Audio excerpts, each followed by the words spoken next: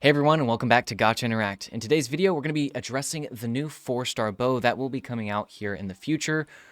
Probably going to be for maybe Aoife is probably the thought for a lot of people that don't already know, but honestly, I don't know, because it's going to be an HP percent bow, and we've already talked about Aoife's kit in a previous video, and we know that from that he's not an HP scaler, so it's probably not going to be for him.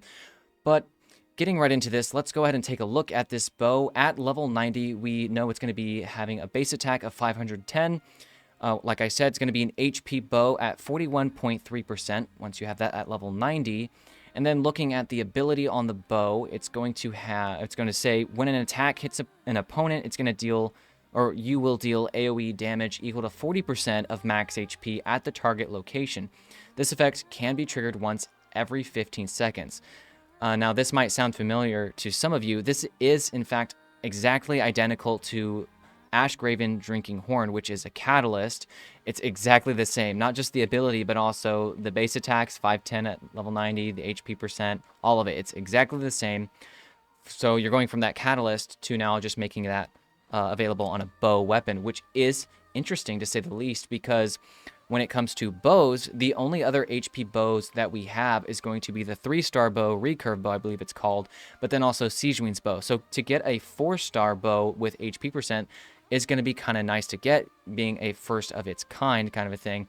Whereas with the Catalyst, we had already had other HP options, like Prototype Amber being one of the craftable versions of that, among some others. So I don't know, Vixen, what are some of your initial thoughts for a bow like this? Well, obviously it can't even be Aoife's, never mind because it's HP percent, but Aoife's also a catalyst, so it definitely can't even be close to his. He wouldn't even be able to use Mm-hmm. it, even if you wanted him to.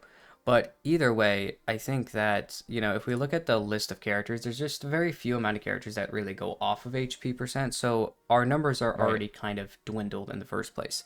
But obviously, this is just an AoE, like you said, Drinking Horn all over again, which was okay for characters like Mualani and Nivelette that are Catalyst users that go off HP percent, because a lot of their stuff can be pretty consistent with hitting that. So characters like Nivelette, AoE is pretty good. You're already trying to hit multiple enemies, so that's good. And usually with Mualani, even having some AoE hits, especially with more enemies, that's not terrible either, especially while you're kind of doing your like Wave Rider stacks and trying to get those up.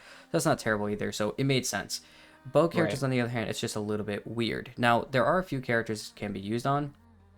First, you talked about Sigewinne, and so I think that's the first character we need to keep our eyes on. And it's kind of actually another Hydro character in Yelan who also goes off HP percent as well, who kind of like focuses into that. So those are my two top characters. But besides 5 stars, Diona is actually another character that kind of hit my brain, which I know a lot of people don't like to necessarily use her, and usually they'll just use her whenever she's E6 for the EM buff. But the shield is okay as well, considering also if you just go into HP percent, that helps the shield as well.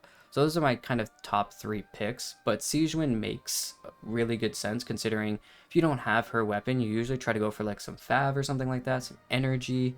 So it's a little bit weird to kind of go after some of those other energy weapons, but it's actually kind of nice to maybe have some extra damage to come out of here with a 4-star weapon and not have to go, like you said, for the recurve bow or her personal weapon. So Yeah, absolutely. I think, like you said, those 3 characters really are the only options. It's not like there even is a 4th or a 5th option, because really, besides those 3, Sigewinne, Yelan, and Diona, no other character is using HP to really do anything with their kits specifically, unless you're doing some weird, I don't even know what weird things you could do outside of that. But I would have to say Sigewinne is the best option for this. Yelan just has better options. If you don't have Yelan's personal, um, yes, you can use this. She scales the HP for her damage, but there's just, honestly, in my opinion at least, going to be better 4-star options like Favonius Warbow is just going to be better because number one, it's the ER main stat, and Yelan does really want to have some ER. If you're not getting, the ER requirement for her, then it's gonna affect your gameplay. No matter how much damage she does, if she's not getting her burst back on cooldown for every rotation of your team, that's not good. You need to make sure you're getting your burst back, and Favonius just really, really helps with that, not to mention giving extra particles back for other teammates. I would just say that Fav bow is just going to be a better bow to use than this bow when it comes to Yelan. That's just my opinion. And then with Diona, honestly, I kind of feel the same way. If Diona's not getting her burst back, her burst is pretty valuable for her kit. her shield from her skill is nice, but getting the burst is pretty good, just because especially if you have the C6, you're getting the extra 200 EM, which a lot of people value. It is a form of cryo application, which is a big reason to even use Diona in most of the teams we look at nowadays. Most people are using Diona not because of her shield, but because of her cryo application coming from the burst. So if you're not getting a burst, what's the point? So once again, I feel like Fab Bow or even Sacrificial Bow Yeah. is just going to be more valuable, which is why we're left here with Sigewinne. I think, speaking of Sigewinne more specifically, the only bow for Sigewinne that's actually good to use if you don't have her personal is going to be that 3-star HP bow, because it's the only other bow in the game until we get this bow we're looking at here that is HP in the main stat. And Sigewinne really doesn't want anything else. She doesn't want the crit. She doesn't want ER even, because her burst is really just a selfish, little bit of on-field damage, which if you don't have a personal weapon, it's not even worth to use it. It's a waste of time, to be honest. All of her healing is coming from her skill, so without her personal weapon, who cares about her burst for Sigewinne? So I think that this bow, if you don't have their personal weapon, is the best option to go for, just because now it is going to be the only 4-star alternative for HP scaling, and because it's a 4-star, it's going to have a little bit more HP than recurve bow. So this is definitely going to be Sigewinne's best in slot for free to play. Yeah, I think overall, obviously Sigewinne's your best option here, but I still do think that Diona, even still, I know that she doesn't. I think Yelan, Fav, and Fading Twilight are definitely on the top of the rung, so it's going to be hard to push those off. And I understand there's a lot of energy needs with Diona, but honestly, with an ER Sans, running probably a lot of ER, because that's all you really care about, is HP and ER with her. So running an ER Sans and running some extra ER in your pieces is really going to be able to fix a lot of the ER loss that you would get from the weapon. And you're just basically choosing, let's say that somebody has more energy than they actually need, they can get rid of the weapon and then actually go for an HP bow and just at least have either a stronger shield or at least the better healing. So I don't know. I think that still can be quite useful for Diona, and also not everybody has access to 17 Favonius warbows. And that's Right. another thing to keep in mind is that, for a lot of these characters, a lot of people, especially the newer players, may not have access to so many. Even characters that have been playing for a long time, some people just might not have access to a lot of different Fav bows and a lot of different Fav lances and a lot of different just everything.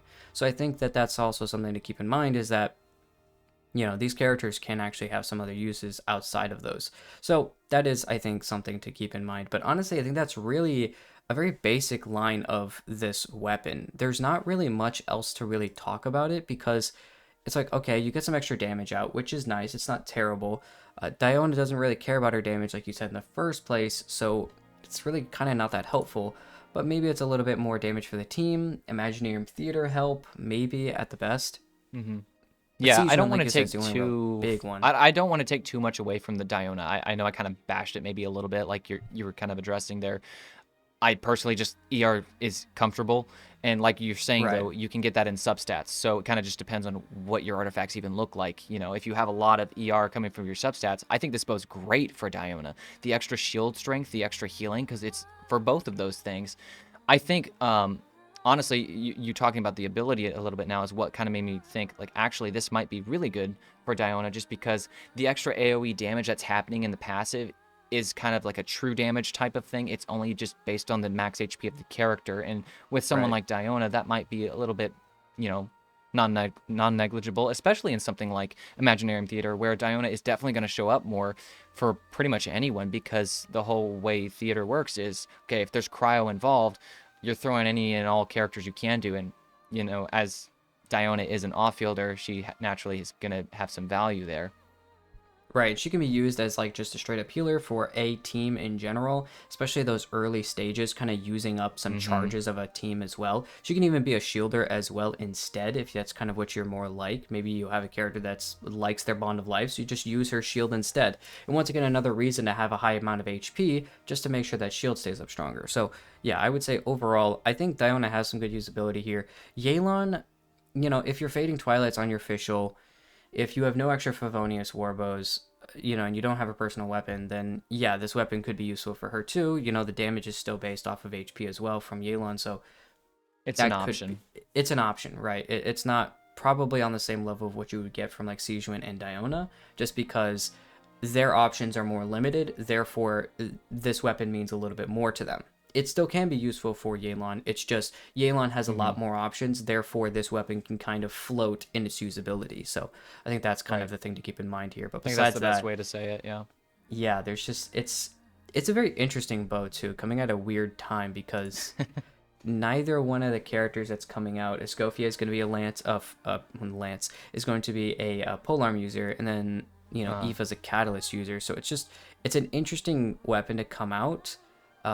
Maybe which I guess the would bring the question: do you think we're going to be getting another character, maybe a new 4-star in the near future, late Natlan, that could actually use it? I honestly think this is just like you said before, an upkeep to keep in mind that this is the Fontaine patch that's also coming out as well, It does because we look have very Escoffier. Fontaine-like. It does. Right. If once you guys see it, if you guys go ahead and look at it, it's basically like a. I think we'll actually throw it up on the screen earlier as well. It's very. It's got a lot of It's the got like like the gears. It gears looks and like stuff. the Yeah. Fontamer mechs or whatever, something like that. Right. You So see in this is already Fontaine, showing that idea, and obviously which again Fontaine was all screams about Sigewinne. HP. So Yeah, exactly. And I think that's the idea is that you had kind of, and I think they kind of realized that they saw Sigewinne and they were like, wait a minute, guys, she doesn't have a 4-star weapon to use. she And really nobody wants doesn't. to use one. So I think that that's just something to keep in mind, and that's probably why a lot of people didn't pull her either. Well, I wouldn't say a big reason, but it's just probably another reason to stack on to why they didn't pull her is like, okay, I have to get her weapon, then yeah, I'm definitely skipping. So I think that's also something that it probably wasn't a Right. huge reason, but it's just another reason to stack on there. So this could just allow people, if they happen to get Siege or something, at least makes them, have somewhat good weapon to use. Once again, still can be used for other characters, so if you happen to drop it, it can be used somewhere else, or it can just collect dust in your account. So it kind of is a toss up either way. So that's kind of it. If we get an HP skill in the future, like you're talking about, like a support, maybe. Yeah, it could be all the way in Shina's Night, even. Just any bow character in the future that wants HP, hey, you'll have this at least sitting here ready, so go ahead and pick it up, right? Exactly. Yeah. I mean, I guess I'm gonna guess it's coming through the gotcha system. I don't think it's coming in an event. It might. I could be dead wrong. At least as of right now, we haven't heard anything like Yeah. that, so who knows? I'm gonna guess gotcha system, and if you're pulling for Escoffier and her weapon, then you're probably maybe gonna pick it up. So at least that's something to keep in mind. At least like Rift, like you said, like you'll just have it for the future.